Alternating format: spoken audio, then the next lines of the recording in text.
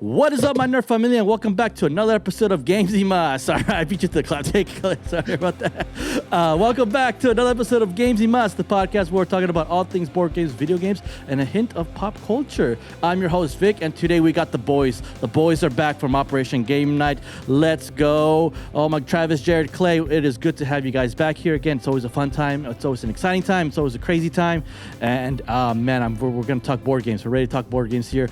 Mainly spooky themed board games we're getting here. You guys are actually our last episode of the spooky season. So after this one, we're done with spooky season. We're gonna move on to the theming that we've been following here at Games Mas. So let's end it on a banger, guys. We're gonna end it on a good banger here with the spooky season. We had Travis earlier. We talked about spooky video games. That was fun, man, dude.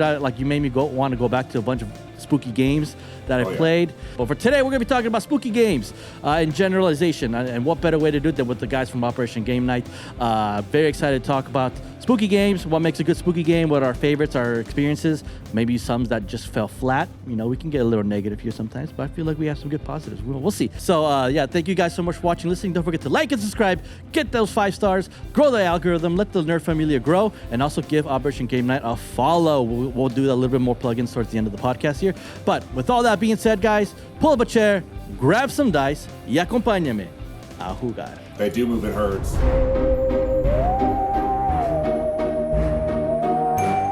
Wow, we are back. We are back to talk. We're back to talk some more board games. Before we get started, for those that are watching, and if you're listening, once again, thank you so much. But you might notice that we're all kind of in costume here, you know, to celebrate the spooky season. So let's describe what we're wearing here. Travis, let's go with you. What's the fit? What do we got? What do we got on here going on? We are doing Jurassic Park this year. I am Dr. Alan Grant. Okay. I have my well done raptor claw. Nice. Yes. And I have my sunglasses, but the hat doesn't work well with headphones. So you're going to have to deal with this ascot-looking bandana and a rugged T-shirt. So that's the best I can do. No, I love it.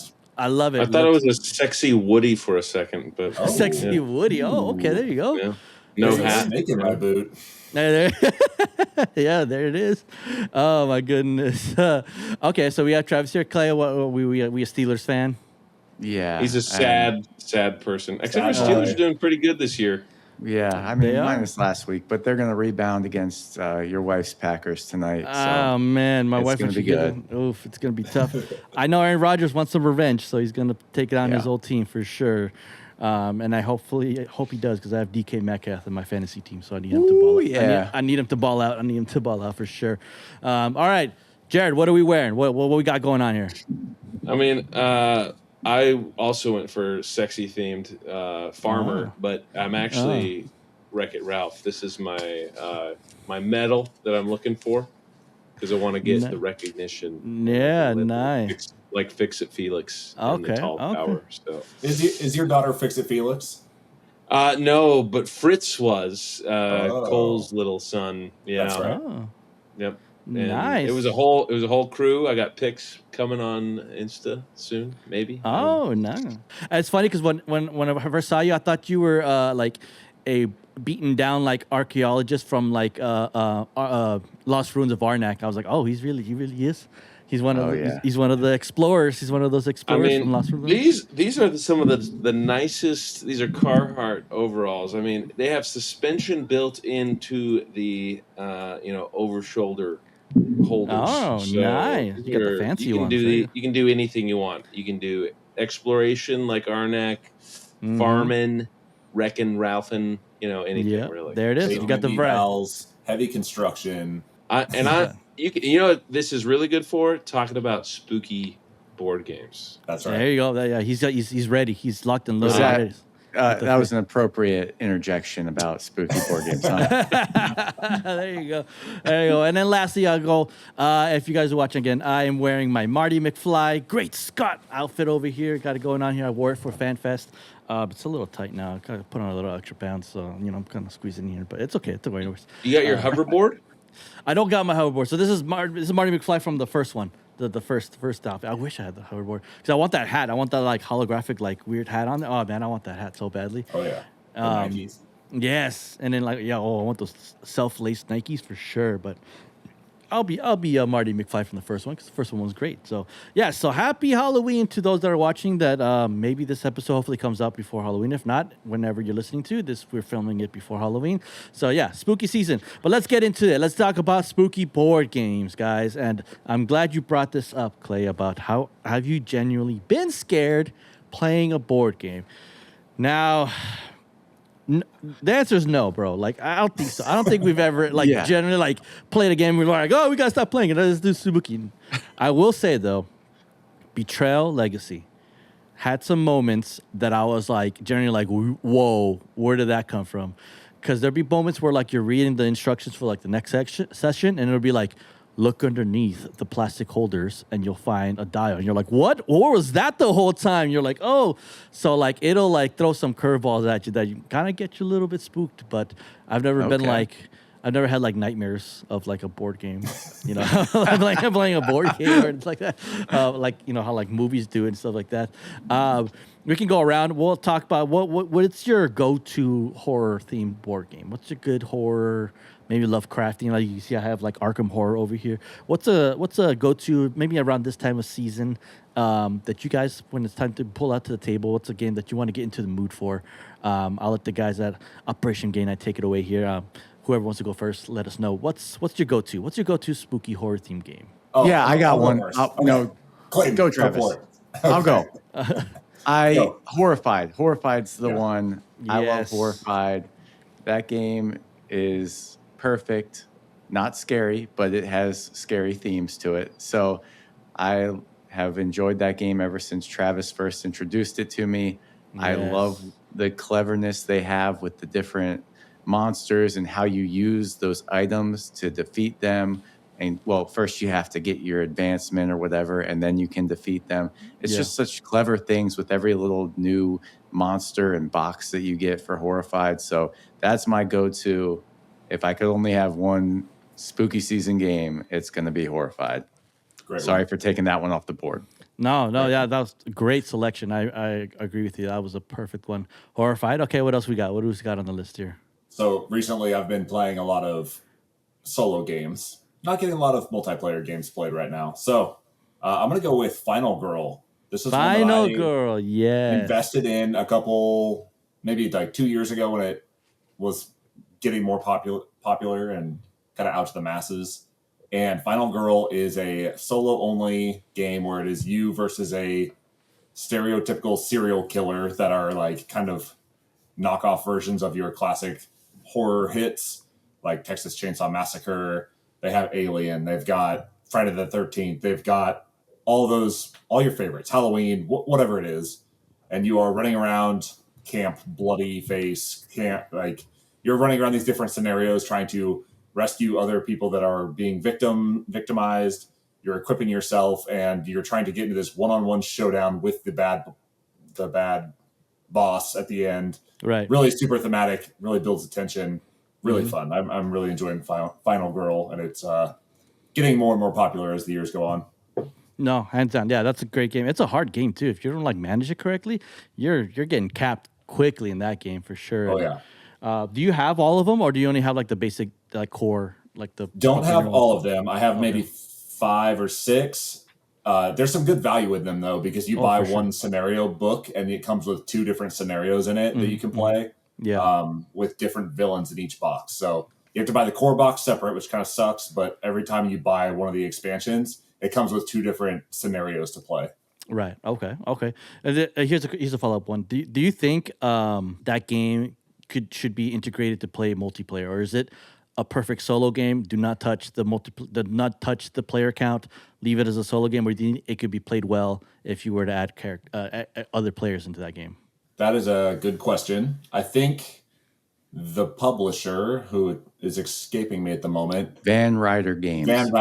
Thank you, Clayton. Van Ryder Games does really good solo games. They have Hostage Negotiator, which is another kind of similar system as Final Girl, where you're trying to manage your resources and kind of just stay ahead of the game that's trying to catch up with you. Yeah. I think that they succeed at those solo games and making them thematic and tense, and they build really cool moments within their games. And I think that if you introduce multiplayer into it, it becomes like the Dead by Daylight that we talked about, where it's like Right. you're introducing extra stuff into it that doesn't really need to be there. Yeah. I think the tensest moment in any horror movie is when it's like down to the last survivor and they're trying to get out. And that's what you get right here in this game. Right off the bat, Yeah. you are the final girl in the horror movie. Yeah, I agree. And yeah, I think if you were to add more players to this game, I think it'll get too convoluted and too much. And now it just becomes like I think the uniqueness of Final Girl being a solo game, like the unique gameplay of it, that you're just throwing that out the window. Now you have like another quote unquote basic board game, I guess you could say, another basic horror game.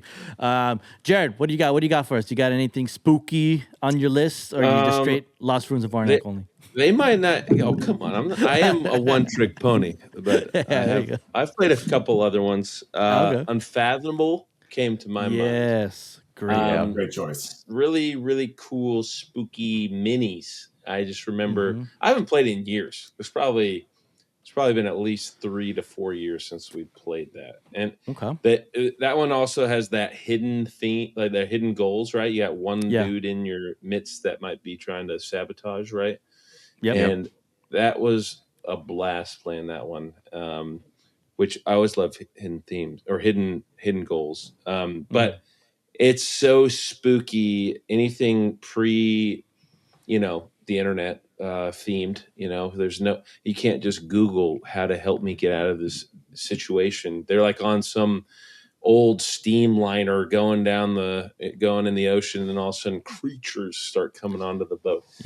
How can you not get a little spooked from Unfathomable? Oh, for sure.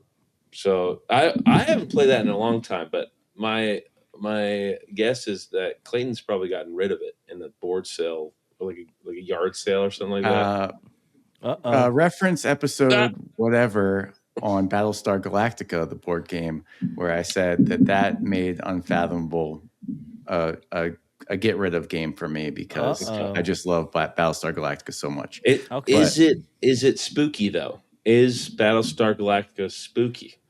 It's not spooky like Unfathomable. So if you those Cylons are pretty spooky. I don't know. Yeah, I mean, I guess Cylons are scary. Okay. So we have Unfathomable. We got Horrified, and we have Final Girl. Excellent selections. I agree. Unfathomable, I've only played once, but I've enjoyed it. It's fun. We definitely got to get like a tabletop simulator gameplay in with you guys. I think it'd be fun. One of my buddies, we were playing once, and one of the players was like, I guess he was navigating through tabletop simulator, and I was one of the traders. I was one of the churned, like the bad guys. This guy was like, oh, like, how do I grab cards? I'm like, oh, you got to click here. This guy grabs my card and flips it over, and it reveals that I'm one of the traders. I'm like, bro, what the heck? He's like, oh, I'm sorry, bro, my bad. I'm like, why were you clicking? He's like, I don't know where my mouse was. I'm like, yeah, sure. Okay, sure, buddy. You don't know where your mouse was. Yeah, I was like, this guy cheating over here. Oh, man, it digital gaming, huh? Yep. Seriously, man. I was like, bro. And I'm like, this is something you would pull, like, even if we were live. You'd just be like, oh, my bad, I'm sorry. Like, come on, man. Come on, bro. You always want to get the edge. Yeah. He always gets mad when I beat him. So he's always trying to find the edge with me, stuff like that. Great selections you guys chose. I'm going to go with my old reliable, the one that is my all-time favorite. It's going to be Betrayal, House on the Hill.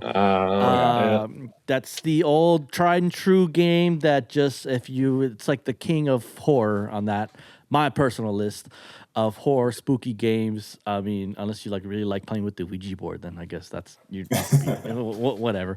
But yeah, Betrayal, House on the Hill. I mean, what's this horror than that? You're going to this haunted mansion. There's all these haunted events going around. Betrayal Legacy is actually my top list of. It's over regular Betrayal because I think of all the memories I had with Legacy, and just again those spooky factors where it's like, if you look on the 4th page, you'll see your future and you're like, what the heck? Or like if you turn the board over and put a check mark on one and you're like, why are we check marking the box itself? What is going on? What are we doing? It's just like incorporates all these cool Legacy moments that I think they did a great job with that one. And and I was getting spooked out playing that game. Betrayal Legacy. Shout out to you guys. You guys did a great job. I know it's basic. I know it's not a lot of people are saying it's becoming too Believe it or not, I have someone on the board game community. Whenever I talk about Betrayal, they're like, "Boo that game!" I'm like, "How could you hate this game, bro?" Dude, freaking gatekeepers, man. I might have fallen into that trap before. I'll be honest. When I first saw Horrified, I was like, this is some mass market, like little junky game. Yeah. It's going to be no good. And the more I played, I'm more like, this is a really good game. I love playing Horrified and Betrayal House on the Hill. I need to go back to that. I might have been in my snooty era when I first played it. And thought so this game's beneath I definitely me. want to get back to it. Yeah, definitely. Which we could talk about a little bit of the more at the aspects of horror. You know, you again, you talked about in the intro, Clay, of like a game that really scares you. We don't have game. You know, it's really hard to get spooked out when it comes to a board game where it's like, you know, it creeps you out. You know, when you dual dice roll, you're like, oh, scared. But what's a good game that's like, what makes a good theming? What makes maybe a good mechanic to incorporate the horror theming of a board game? You know, was it maybe the randomness of dice rolling? You don't know what might pop out. Go ahead, Clay. What you got? I have a question, and it's kind of related to this. Okay. If you listen to all of our different choices, I think at best we're talking about semi-co-op or hidden traitor, you know? Yeah. So it seems like in the horror genre, you're looking at co-op games, solo games, or hidden traitor games that are really, I can't even think of one right now that is like every player's just playing for themselves. Yeah. Maybe you guys can. A lot of horror theming is like cooperative, semi-cooperative. I was gonna throw out Nemesis, but I'm like, that's semi-cooperative. So like you're kind of working together with each other. Even like Zombicide, you're working together. You're all working. So there's no independent versus mode, unless like the only thing I can think of is Fury of Dracula. It's kind of, it's like that's 1 versus 4. Yeah. So you're kind of competing, but like you still have that cooperative edge because like 4 players are working together while you're versing the other guy. Maybe Mansions of Madness, same thing, 1 versus many. So it kind of like I mean they are out there. Like Clay, I just picked up the Bloody Inn when we were in Vegas. That was like one free for all. Australia, I had that one for a while. That one's free for all. I was gonna mention Harrow County, if you have not heard of that one. Harrow County is based on a comic book of the same name. Oh, okay. And it is free for all, asymmetric powers. One is trying to destroy the city that wronged her as a witch. The other one is trying to protect the city. And then there's another third player that could be introduced that controls like the witch from the grave. It's badass. It's really cool. The box has a dice tower that's built into the box, which is pretty sweet. On the box cover, if you look it up, it's got a big tree on the cover, and in the little knot in the tree, you can roll dice through the box to spit out the bottom. Yeah, and they do different things. It's a pretty cool game, but that one's a free for all asymmetric game too. And what was the game called one more time? It was called Harrow County. Harrow County. Okay. Interesting. I'm gonna have to snag me that because you got me sold on that dice roll mechanic. It's pretty cool. That got me super sold. I think interesting point you made, Clay. That a lot of horror games are more cooperative based gaming, and it makes sense because if we look at like horror movies and like horror theming in general, like it's always like one bad guy versus like a group, so they're working together. So it makes sense when we come to the board game aspect.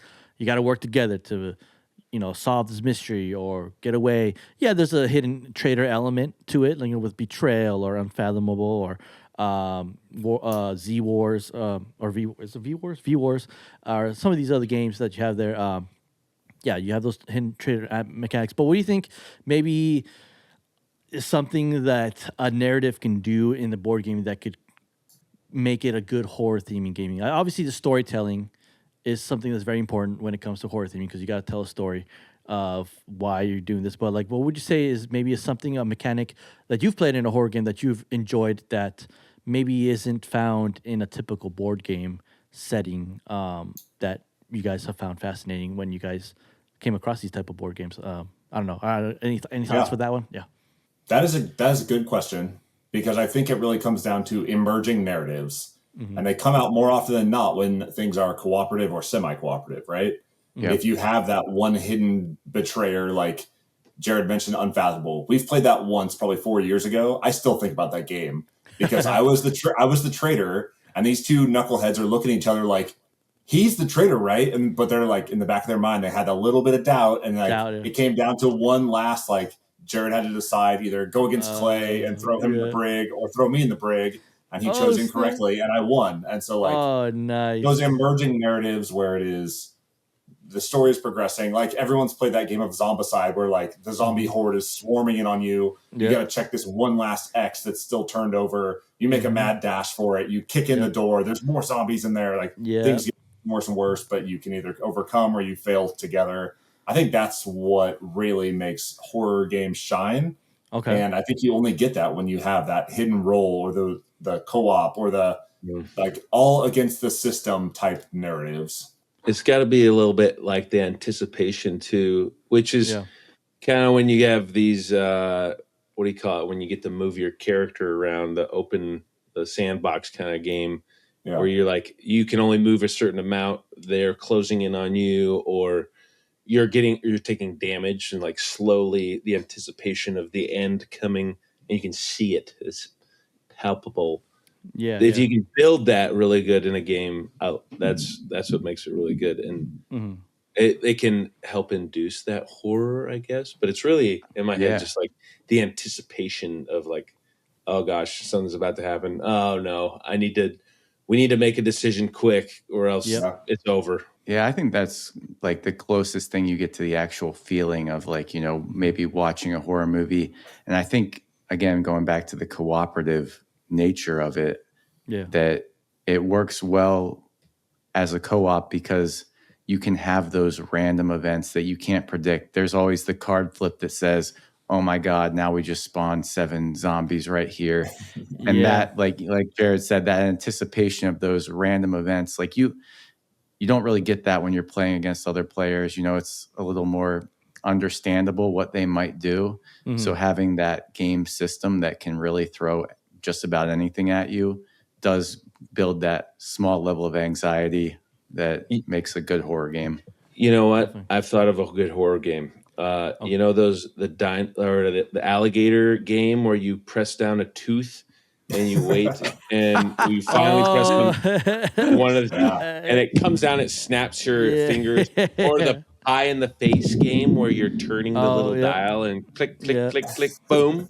I mean, that's real horror because something's physically going to pop out and get you. So is there any games like that where you like, if you move on a certain spot, someone just screams at you on the side?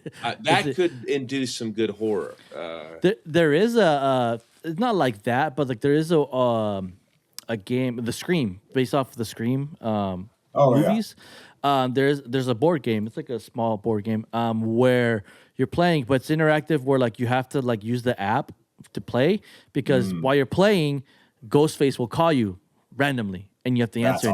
And he'd tell you like, oh, it'd be a shame if if the teacher wasn't in the classroom, whatever. And you're like, oh crap, we gotta get to the classroom. And so you're like, now you gotta move against time before Ghostface calls again and ends up killing. So that was a pretty cool mechanic playing that game, and that freaked me out a little bit because like you'd have your phone and there'd be music playing, but then all of a sudden your phone would ring and it'd be like Ghostface calling. You have to answer the phone because he'd give you a clue next of where he's gonna kill, and you gotta like, we gotta go save the So I think that's a mechanic right there, Jared, that might be pretty freaky. Ghostface is calling. You gotta figure out what's happening. That is scary. Yeah. I don't. That's cool. It'd be even cooler because I'm assuming it's on the app, right? Mm-hmm. Would they call your actual number?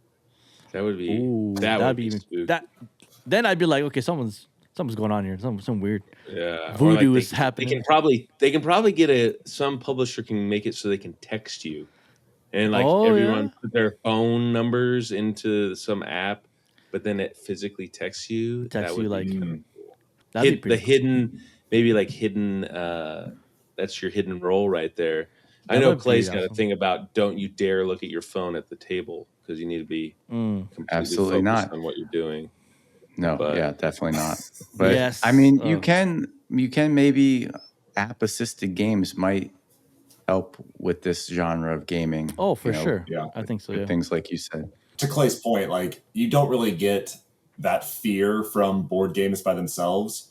But if you are really invested in setting the mood and having a horror themed night, you can make it happen, right? Like Yeah, I've for sure. played games of Betrayal at House on the Hill where like you turn the lights down low and you're playing by like candlelight and you put on some spooky music in the background. Yeah. And it's fun. It's atmospheric and it gets people invested in their roles that they're playing for the game. Yeah. But yeah, like broad daylight, lights on, everyone's texting in the middle of their turns, like nobody's invested, you're not going to get the same thing. So it takes a little more effort to bring the horror out of horror board games. Yeah. But it can be done, and you can set that mood and get people invested. Oh, hands down, yeah. And I think what you said, Jared, about like the anticipation, also like something added onto is like the essence of time. Like you're very short on time. You gotta hurry up, otherwise, yeah, something will happen. Even if it's like not like physical time, but it's like we don't have enough time to like zombicide. We don't have enough time to make it across the map and come back before you die. Like we gotta hurry up because there's more zombies coming along the way. There's something more happening. So like that anticipation of like we're short on time.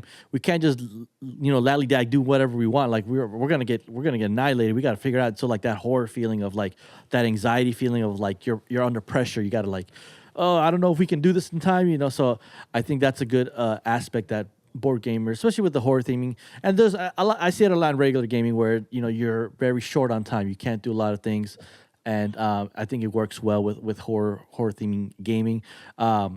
But what you were mentioning, Jared, it reminded me of Scream as well, because like I think I remember playing that, and I was just like, that's creepy that we're getting a phone call from Ghostface, like that's we're about to die, and I was like, I was freaking out the whole time playing those games. Let's go a little negative. Let's go a little negative. What is some heavy horror theming games that just did not hit? That they were just. They weren't such a not maybe the board game itself wasn't good, but like just the theming, the storyline of it maybe wasn't just as good as it would seem from the box. I don't know. I don't know if you guys have like maybe like a story to tell or maybe even if it's like a horror theming game, but the mechanics of that game just did not work for this game, and it was just not great. Curious to hear. Do you guys have anything on the list that you guys maybe played that was not up to your standards? Curious. What do you guys got for me for that one? I have always kind of bounced off a lot of the werewolf games. I like the hidden role, and I like the hidden maneuvering and the kind of private goals and all that stuff. In theory, I should like it, but I think a lot of the times it comes down to, especially because they are party games, you're meant to get a lot of people together to play this game. Yeah. If you are somebody that is not intimately knowledgeable with the other people that are at the table, you're going to have a bad time because everybody knows each other so closely that they're trying to deduce like little micro twitches in their faces, or like, I know that you're lying because you said this, that, and that, and you never say that, right? Like, some of that stuff can be a little bit exclusive, and it just doesn't work as well as it should. Mm-hmm. I also think that sometimes the cooperative nature of horror board games can lend to that kind of quarterbacking where somebody takes over and says like, here's exactly what we're going to do. And the whole point of horror is that people make bad decisions under stress, right? Yes. If you're playing Zombicide and they're like, I'm going to go kick down this door, I'm going to go search this room. They're like, no, don't do that, because then if you do that, and they like lay out their whole plan. And they can kind of railroad people into making their decision instead of their own personal decisions, which kind of takes the fun out of a 2-hour game where you're going to sit there and take orders for 2 hours. So for sure. No, I agree. That's 100% part of my gripes too. That I think the cooperative aspect of it is great on paper, and if everyone is on board and we work together. But cooperative games can really fall a lot with someone end up quarterbacking the game, especially if you know the game and everyone else doesn't know the game. Then you're kind of taking over that role anyway to just. Hey, you're going to do this and that, and, we'll just leave it up to you you'll do the dice rolls, but I'll just tell you your actions you do. So it's like, okay, it's, I don't know. I don't know. What do you guys have anything else that kind of like not hits really well when it comes to horror theming games? I know for me, this is my hot take is I have here behind me Mysterium. Yeah. Not a good, I like it. It's just not, it just didn't hit well with me. I don't know why. I didn't enjoy it. I didn't enjoy the fact that I I understand the mechanic of like one of you is like a ghost or whatever, and you can't speak, but you can only show cards. You can only show clues to other yeah. players. Okay, that's cool. I understand. But like, what like if like your other players are like don't know what's going on or don't know anything and they're just arguing, you're just like sitting there like just standing there, sitting there like, come on, like I can't give you clues, I can't speak, I can only just show you cards, I can't show you anything else more. Like you're very limited. Yeah. You're very just in there. I don't think it was a good horror theme mechanic of like you're a ghost, you can't speak, but you can only show projections. I'm like, okay, like it just for me a lot of people like Mysterium. A lot of people recommend Mysterium as a good spooky horror themed gaming. I agree with them, but it's just not my cup of tea. I don't know. I mean that whole not being able to talk. Have you done Mysterium Park? I haven't. No, I haven't played Mysterium Park. No, I like Mysterium Park. It's like a smaller version of Mysterium. Plays a little quicker. Okay. It's worth checking out if you Definitely have any inkling to get back into it. I can't really think of anything. Travis kind of covered a lot of the pitfalls of some of the bigger games. I would say, maybe some lighter games that just have a, spooky theme pasted on. It's like, well, that's fine, but it's not really doing what it's supposed to do. Campy Creatures is one that has a cool theme and the art's awesome. I think it's from Keymaster. Mm-hmm. And I like the game, but it could have been anything. Like you're doing nothing spooky about it. You're just trying to collect cards. So, I mean, games like that, it's just, but that's a lot of lighter games are victim to that. I got rid of creature feature for the same reason, right? Like I got all excited because I love like the Warner Brothers, like World of Monsters, that Universal Pictures World of Monsters, like Frankenstein and Dracula and the Mummy and like all those characters that everybody knows and loves. Yeah. And you're making a creature flick. That's the whole thing. But in the end, it comes down to like some pretty basic mechanics that don't flesh out into anything that is related to those monster movies that I know and love. So that one kind of fell flat as well. Yeah, it kind of sucks when like, you just have like the name slapped onto the game, but then the game itself is like, this could have been like anything else. Like this could have been Catan for all we know, and like just slapped in like something horror in it. You put vampires on a board game. It is what it is and stuff like that. I don't know, Jared, do you got anything to add on to that, or we kind of maybe covered it all? No, that one? It feels very. It's a thin line, like a thin genre. Mysterium was a good point where that's more of an abstract game. Yeah, but it's like one of probably very few. It's hard to get horror and the spookiness into my my love for for Euros works. You're just all over the place. But I actually did, while you guys are talking, I put up this little shelf today. I put my little skulls out there. Oh, skull! Not spooky, but I mean, some games can have like really good classic mechanics like Skull, and then have like a good like traditional theme on it. But it's still not spooky. You're not gonna You're not gonna scream. I scream a lot because I'm a lot, because that's who I am when I play Skull. But Sugar Skull. Shout out to the Sugar Skull and Dia de los Muertos.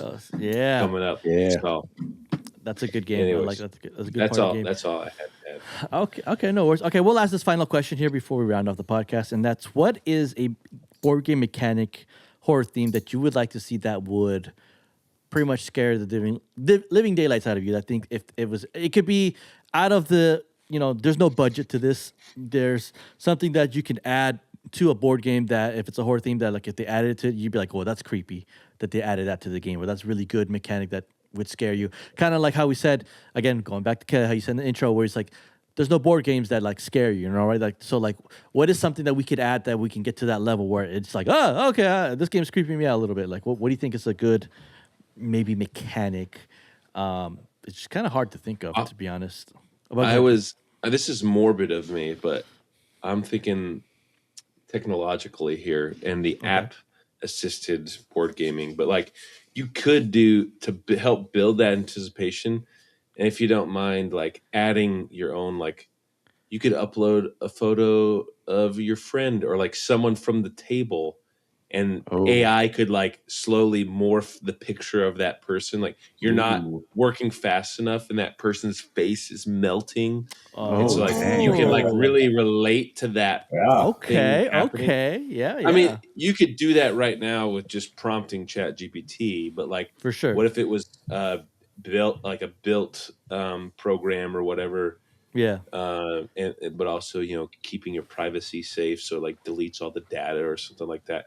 And then, you know, you talk to it a little bit and it records your voice, and then when you do get that phone call on the app, it sounds like someone else from the group, you know, or that person that you're trying to save. That would be freaky, but also scary and sad. But that's kind of the way we're going in society. I don't know. No, yeah. Throwing out those ideas. I like it. Getting creative with that. Yeah, using AI to kind of, I like the idea of like, yeah, you have like a picture of your friend, and then like, if you don't save him in time, you start seeing him to like, there's worms decompose. coming out of their eye. eye. Oh, man.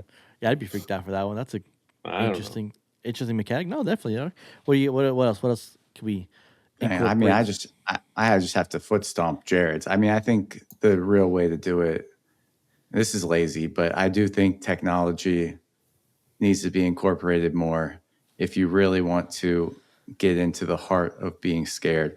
Also, maybe we board gamers need to try more RPG type games, because I feel like the stories derived from those might generate a little more fear, especially combined with Jared's face morphing apps. Technology integration would be a good way to do it. You kind of get a sense of that RPG mixture flavor app integration with like Return to Dark Tower, where you go on the missions and the tower itself is making noise and your phone is integrated in it, and it will like read you along through the RPG. That's a good one. There's one that they talk about, Clay, you might be able to help me out on this. They might talk about it on like Board Game Barrage or Shut Up and Sit Down, where they talk about this in-person kind of hide and seek type variant called Haunted House or something, where there's a couple of survivors that are supposed to go through and like look for the other people in the house, but the other people are given like specific roles, like zombie or skeleton or werewolf or whatever, and they're hiding in the house. You play with all the lights off and everything. They play it when they like rent cabins out in the woods. And as you go through, like if you get caught by the vampire, you are now a vampire. Every time you know somebody makes noise, like the werewolf will howl or something inside the house. And like it's kind of a role playing meets hide and seek in a dark room, more of a party game, not really a board game. But if you could incorporate stuff like that, like specific roles that you have to play besides your Mysterium showing people cards because you're a ghost. That's like the lowest common denominator. Like that's a low hanging fruit for that. But for sure. Like more like get people into their roles a little bit more. I think that could introduce some thematic moments. I agree. Yeah, role playing. I think that you hit the nail on the head right there, Clay. It's like get more board gamers more involved into the role playing aspect of the games. Get more into your character. And even like, and then the other side of the board game is get the players more involved rather than kind of guiding their hands of like, this is what you do on your turn, and this is what, like, it's more of like, figure this out or your character's going to die and it's going to be dire consequences or something like that. Incorporate that with technology as well, where it's like, you know, someone mysteriously calls you out of nowhere, or your phone starts to vibrate out of nowhere, obviously because of the app or something, when you're like close, or like, where, for instance, like I think a cool way would be like, let's say your pieces are like Bluetooth, you know, connected to your phone, and then the map is also like mapped out on the app. So then whenever you're playing, and like and then you move your character, and it senses like you enter a room, your phone will like make a door creaking noise, like out of nowhere, and you're like, whoa, what was that? Like you don't know your phone's doing those noises, or it'll vibrate because like there's something inside your room and stuff like that. So like it's map tracking your pieces moving, and like the phone is reacting to that as well. I think that might be something that maybe they're creating, but I think that might add a good little horror element to it. Hear me out. A game where you can't stop playing until you finish the end, and if you cheat, you like grow a monkey's tail, and then if you land on a specific space, you get sucked into the board game for 10 years. Interesting. Does that sound cool? No. Interesting. That's and then Robin Williams comes. Yeah, and then Robin Williams shows up in your bathroom. Dang. Are there rhinos in this game? Because There might be rhinos. If there's A stampede. rhinos, like these crazy like monkeys, that'd be pretty cool. Or we could just do, let's play a game from Saw. Oh, there it is. Yeah. Whoa. As long as you guys, Taking it you know, back. but you gotta just like make sure you don't value your life. Like you just gotta hate life. Then you can play the Saw game. Otherwise, if you love your life, then you're not gonna get picked. You're not gonna get chosen, stuff like that for sure. But yeah, I mean that's pretty much it that I have here for horror gaming. I kind of we dove into a bit more of the mechanics, kind of like the aspects of the game, some of our favorite games, some of the games that kind of were hit or miss for us. I mean, again, I love playing spooky themed board games because I think that's the kind of genre that maybe non-board gamers can get more into because it's more spooky. Everyone likes the spooky season. I think they're very good gateway games sometimes, unless you're like playing the harder ones. But I think they could be good gateway games to play. If you guys gave us your top board game horror themed, I'll leave it up to you, like do an honorable mention. What's one more honorable mention that you would recommend playing horror themed wise game, spooky themed wise, that you'd like to shout out there before we end the podcast here? Yeah, go ahead. What you got? Cthulhu Death May Die. Yes. Great All right. one. R.I.P. Simon. Okay, Cthulhu Death May Die. That's a good one. I still need to play that. That looks just amazing. That game looks. It's a good time. Man. Didn't they come up with just like season 3 recently? Wasn't like a season 3 just released or Yeah. season 4? Yeah, I'm still fooling around in season 1, so You got a long way to go. it got a long way to go. There you go. Okay, Cthulhu. Any other shout outs? Any honorable mentions you guys want to shout out? I talked about this one on the podcast last year, but right over here I have Weirdwood Manor. And it is a really weird kind of horror action game where you're invited to this mansion to take down the big bad that is terrorizing the mansion. And between your turns, the different corridors and the board itself actually spins and kind of articulates to change the layout of the rooms, that you're having to navigate this maze to collect items to go take down the werewolf or the specter or the whatever that's terrorizing. And it's like literally burning down the mansion as you're running through it. Pretty cool. It's got cool theme. You got your characters that you can level up and get different abilities for. I really enjoy it. Nice. Okay. Nice. Yeah, definitely. I've never heard of that one, so I gotta look into that one as well. Jared, you got any honorable mentions you want to throw out your way?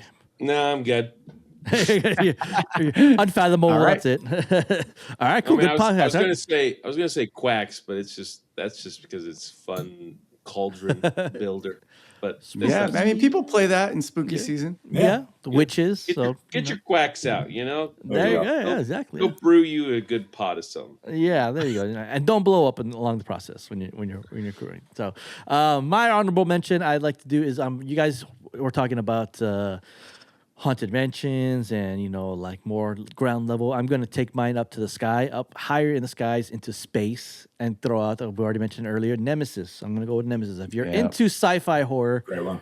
I think Nemesis is a great sci-fi game to get into. If you're especially a fan of the Alien game franchise or Alien Isolation, stuff like that, great game to play. And see if you can survive the intruders or the queen, or backstab your crew members and be the corporate man and stuff. I think it's a fun sci-fi game here. I just want to say, Travis, Jared, Clay, I just want to thank you for coming onto the pod, talking spooky games and closing off our spooky season here on Games y Mas as we're ending the season here. Travis, Jared, Gally, if you guys want to plug in your podcast, I always give you guys time to plug in the podcast, what you guys got coming up, some of the good stuff that you guys have been talking about. Now's the time. Where can they find you? I'm pretty sure those that are listening already know this, but if for the off chance that this is your first time listening, tune in here to Travis, Jared, and Clay as they explain about their podcast and the stuff they got going on. So go ahead. Take it away, guys. So we are the members of the Operation Game Night Podcast. You can find us primarily on the internet at Operation Game Night Podcast on Instagram, but we have a podcast that posts twice a week. Recently, we've been doing a ton of debriefs of all the games that we've been playing, but we have our special operations where we will talk special topics. We'll play games. We will do these kind of special one-off episodes where we do board game drafts or COA selections or kind of zany board game shenanigans.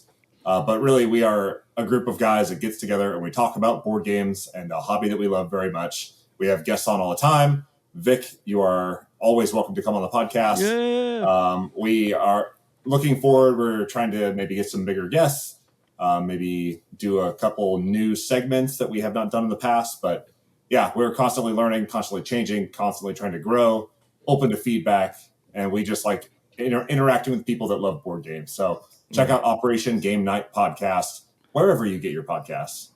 Yes, please give them a follow, guys. If you're not following them already, which you should be, because if you're a fan of my podcast, guys, you should be already a fan of Operation Game Night because they are amazing. They're good content stuff. They talk about board games. They love talking about board games, debriefing. It's fun time. These guys are always a good time. My only feedback I give is that I need their podcast to be longer. I know you guys like the 20-minute bite size. I need longer content from you guys because I need to hear you guys more. Because I'm like 20 minutes is short, and I love it, and I love the quickness. But like I'm like working, and I need more content to listen. I need more audio to listen to, so I need to listen to you guys more. But that's my only gripe. But you know what? You guys are doing a good job. You guys are killing it. You guys are growing. You guys are evolving. Please give them a follow. I'll leave a links to all their socials, all where they can find the podcast. Give them a follow. Let them know that we sent you over there, and let them know what's your favorite board game. Comment on one of their videos. What's your favorite board game on there? Comment, and you won't be sorry. Trust me, you guys won't be sorry that you guys follow them. And then while you guys are doing that, if you want to give us a follow, go ahead and give us a follow. You can find us on all socials. We're on X, Facebook, TikTok, Instagram, YouTube, Spotify, Amazon Music, wherever you guys listen to podcast, watching or listening to. You can follow us there. We're at GamesYMustPod. That is at GamesYMustPod. Give us a 5-star rating. Give us a like, subscribe, as the YouTubers like to say. Grow the algorithm, guys. Comment on our videos. Let us know what topics you'd like us to talk about. We're open to feedback. We're always open, just like Operation Game Night is. We're always open to evolve, always open to any topics you guys want us to talk about. We'll always do it for sure. And I'm very excited to hear from you guys. DM us on Instagram. Let us know what you want. I've gotten an opportunity to speak to most of you guys that have been watching, and engaging with you guys has been so much fun. And so yeah, keep it up, guys. Grow the familia. I think we're almost to like 170 subscribers on YouTube, so let's go. That's a big milestone. I love it. You guys are awesome. Thank you guys for following. And yeah, with that all being said, guys, thank you guys so much again. Operation Game Night, you guys are amazing guests. I love having you guys. Definitely gonna have you more on the pod because I always want to have you guys on like every week. Just keep talking board games, keep talking video games and pop culture. We can always dive deep into a lot of things here. But again, thank you guys so much for taking your time here. And guys, thank you guys so much for listening. Y nos vemos para la próxima.